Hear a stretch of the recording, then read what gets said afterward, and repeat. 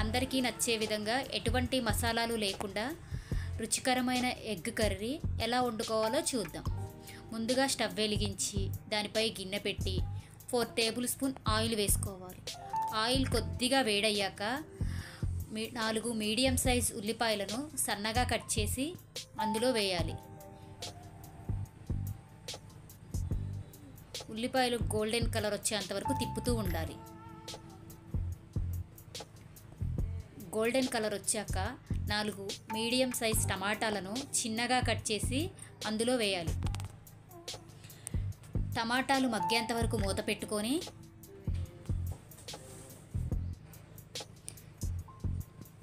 టమాటాలు మెత్తగా మగ్గి వాటిపై నూనె తేలేంత వరకు ఉంచి ఒక్కసారి తిప్పుకొని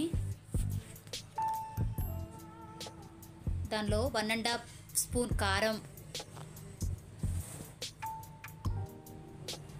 1/2 స్పూన్ ఉప్పు, 1/2 స్పూన్ పసుపు వేసుకొని తిప్పాలి.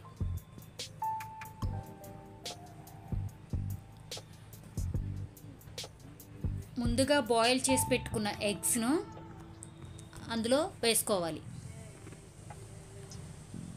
ఎగ్స్ కూడా ఒకసారి తిప్పుకొని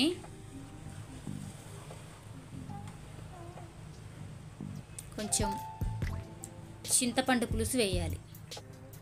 ఒక 2 నిమిషాలు ఉడకనిచ్చి ఒక టీ గ్లాస్ వాటర్ పోసుకోవాలి. ఒకసారి తిప్పుకొని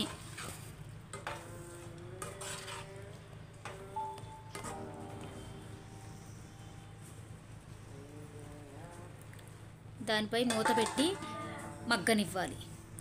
టమాటా ముక్కలు మెత్తగా మగ్గి కూర ఉడికి నూనె పైకి తేలేంత వరకు ఉంచి చివరగా కొంచెం కొత్తిమీర వేసి ఒకసారి తిప్పుకొని గ్యాస్ బంద్ చేసి వేడి వేడి ఎగ్ కర్రీ రెడీ.